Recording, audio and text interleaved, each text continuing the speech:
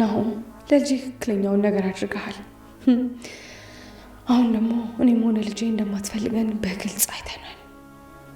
ሲጀመር ከመጀመሪያም ለልጄም ሆነ ለእኔ ምንም ብንሆን እንኳን ግድ እንደማይሰጥ ግልጽ ነበር።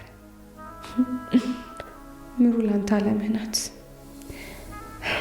የልጄን ነገር እርግፍ አድርገህ ለእናቷ ሰጠሃት አይደል? መጀመሪያውንም ይሄ እንደሚፈጠር ታውቆኛል።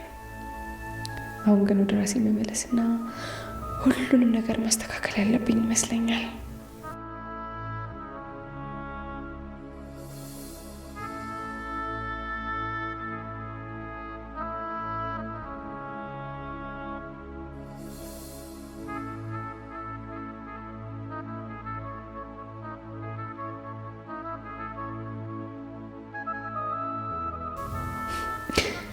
ዳግምን እናቴ ጋር መሆኗ ለሁሉም ይሻላል።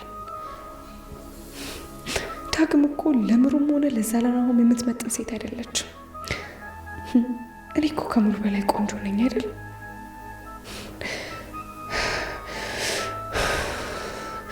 ራስሽን ከእሷ ጋር መወዳደርሽን አቁሚ ብዬሽ ነበር አይደል?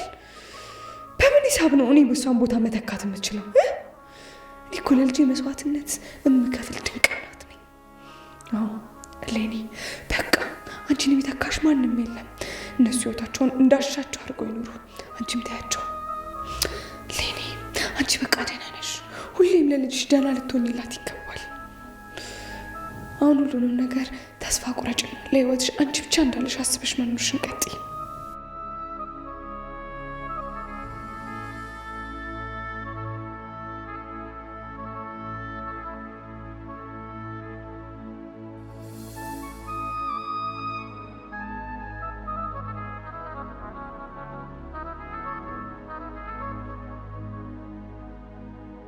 እና እኔን ይኸውልሽ ያንቺ ፍቅር እንደ ውቅያኖስ ሞገደኛ እንደ ነሐሴ ሰማይ አደገኛና አልቃሽ አድርጎኛል።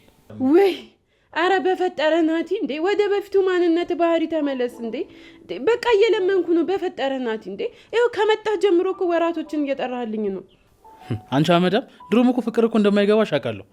ደግሞ ለአንቺ ብዬ መጠበቤ ነው እንጂ የሚገርመኝ። ቆይ ምኑን ነው የተጠበብከው ናቲ? እስኪ ንገረኝ። እኔ 12ቱንም ወራቶች መጥራት ያቅተኛል እንዴ? ስሚ፣ እንደ መስከረም አደይ፣ እንደ ጥቅምት ቅልጥም፣ እንደ ህዳር እጣን፣ እንደ ታህሳስ ዊ በፈጠረ ናቲ እንዳትደግመኝ። በቃ እንደ ድሮ ሁን፣ እንደ ድሮ ማንነት ሁን። እኔ ድሮ ማንነትን ነው የምወደው ናቲ። እስኪ አሁን ምንድን ነው የምልሽ? እስኪ ኒና በፊት ከምልሽ ነገሮች እስኪ አንዱን ነገር ንገሪኝ። ለምሳሌ ይኸውልህ ኒናዬ እራበኝ፣ ሆዴ ባዶ ነው፣ የሆነ ምግብ አብኝ ምናምን የሆንከውን ነገር መተመለፍለፍ። በቃ እንደ ድሮ ማንነት እባክህ እናቴ። አይኒና አንቺ አሁንም ያለሽው ሆዴ ላይ ነው አይደለ? ቦታ ቀይረሽ ልቤ ውስጥ ነው ያለሽው። አንቺ መቼም አይገባሽም ለነገሩ። እንዴ እናትዬ ደግሞ ቆይ ወዴት ነው እንዴ? ተረጋጋ እንጂ ቀልዱም ጠፋብህ እንዴ? ኒናዬ የምር ቀልሽ ነው እንደዛ ያልሽኝ? እና እኔ ትስቃለህ ብዬ ስጠብቅ ጭራሽ አንተ የያዘ መግለጫ ሰተህ ልትሄድ ነው እንዴ? አይኒና ያንቺ ቀልድ እኮ ከድሮም ጀምሮ አስቆኝ አያውቅም። እንደው ዝም ብዬ ለሞራልሽ ብዬ ዝም ብዬ እላለሁ እንጂ ምንም አያስቀኝም እኮ። ሆድ ነው የሚያስብሰኝ። ወደዛ እንግዲህ ይኸው ፊት ሲሰጡ ደግሞ እኮ አንተ አትቻልም። ኒኑዬ እንደው እባክሽን፣ እንደው ቀልዱ ቀልድ ነው። ይህን ግን በቁም ነገር ያዡ። ባለፈው ያልኩሽን ነገር ግን እንዴት ያደረግሽው? ናትዬ እኔማ እኮ አሰብኩት፣ ግን ያው እኔ እንዴት ላውራው?